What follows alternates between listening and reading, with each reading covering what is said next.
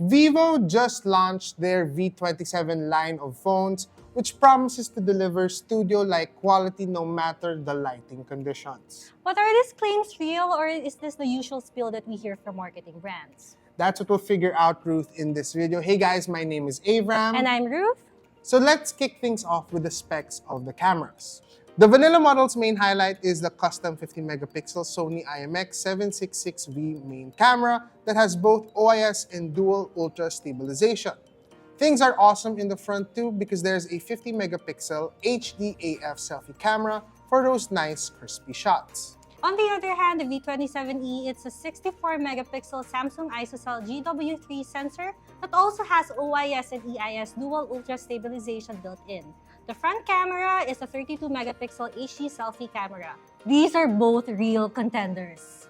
Yep, I agree. But paper specs mean nothing. Let's put these claims to the test. But how? We're going to take these two phones and take shots, both photo and video, here in our Unbox Content Studios, as well as outside, both in daylight and nighttime. Let's go. Let's go. All right, so we actually already took photos with the phones, both here in our studio and outside. Let's start off with the V27 variant, okay? So you can actually see through the portrait modes, through the photos that we took. You get a nice, crisp, vibrant colors from the shots. The one thing that I loved was the portrait mode, wherein you get a nice distinction between the foreground and the background. Sometimes with portrait modes, the blurs also happen within the subject, and you don't get that here. How about you, Ruth? What do you think about the V27? What I like about the V27 is that the photos look like it's taken inside the studio even though they're not. Yeah. And you can see that all the details are super crisp, they're super clear, and you have lots of punchy colors here.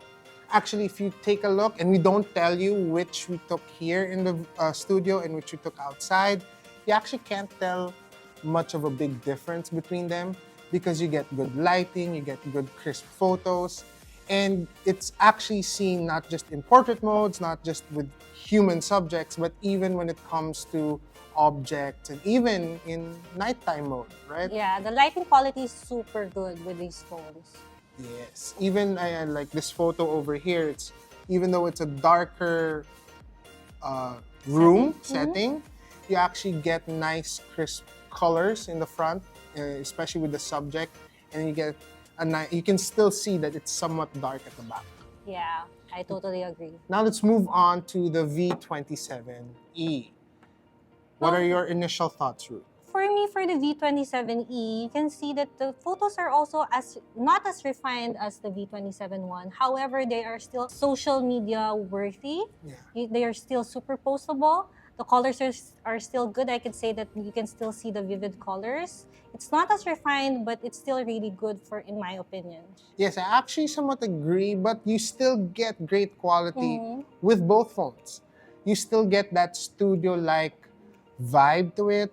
It's still great in low light conditions. The portrait mode is actually good as well for the V27e, and add on that it is cheaper. Relatively cheaper priced than the V27. So if you're looking for an alternate option, I think if you're not keen on getting the V27, you can also get the V27e. Yeah, the portrait mode is so good. What I also love about these phones is their ability to take outdoor shots. Especially if you're a vlogger or you're a content creator who's more adventurous, you're going through a hike and all that. Sometimes you want that summer outdoor vibes for your videos or photos, but it can get overexposed at times. But because of Vivo's nautical blue mode over here, it doesn't give that overexposed quality in the photos and videos. That sounds really cool, Avram. But not all the time we get really good lighting. Sometimes we are in an environment where there's just so little light. And with the super night mode of these phones, you can actually optimize taking good shots in low light environments.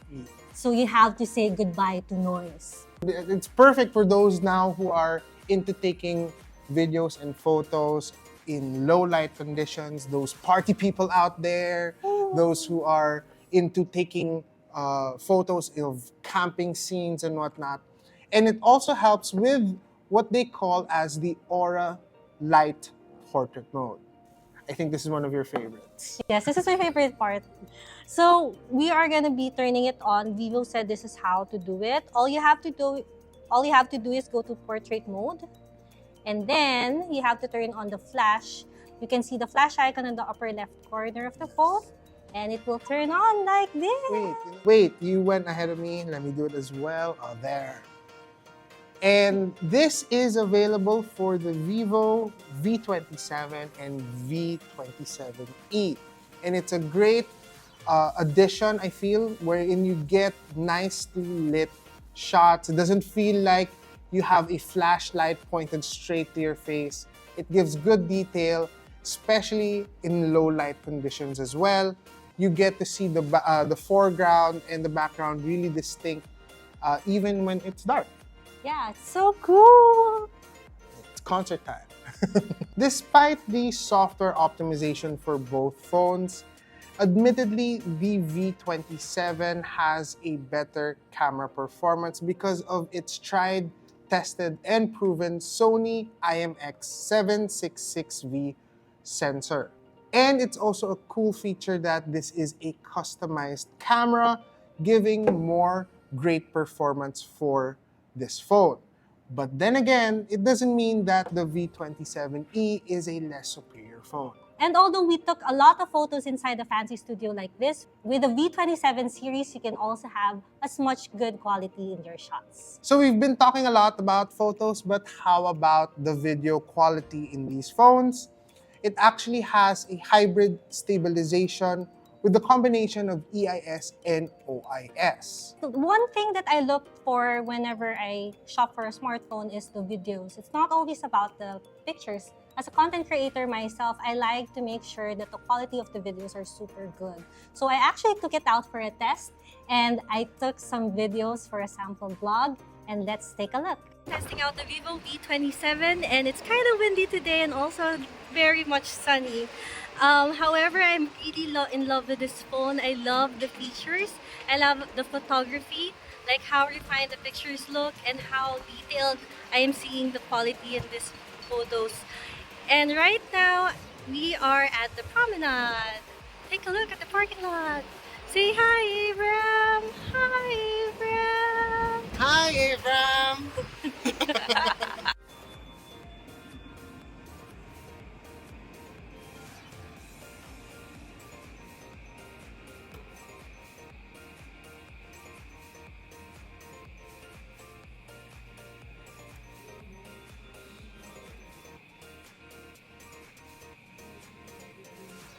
Those actually look pretty great. And by now, it is clear that these phones have the capacity, the capability to take great photos and videos anytime, anywhere. It is really like a studio within your pocket.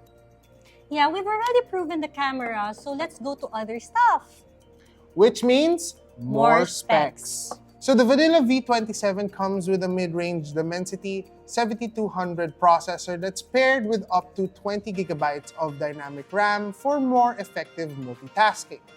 Of course, you'll need space to save all of those photos. It has a 256 gigabytes of internal storage, and it's cool to check out those photos with its 6.78-inch 120Hz 3D curved AMOLED display.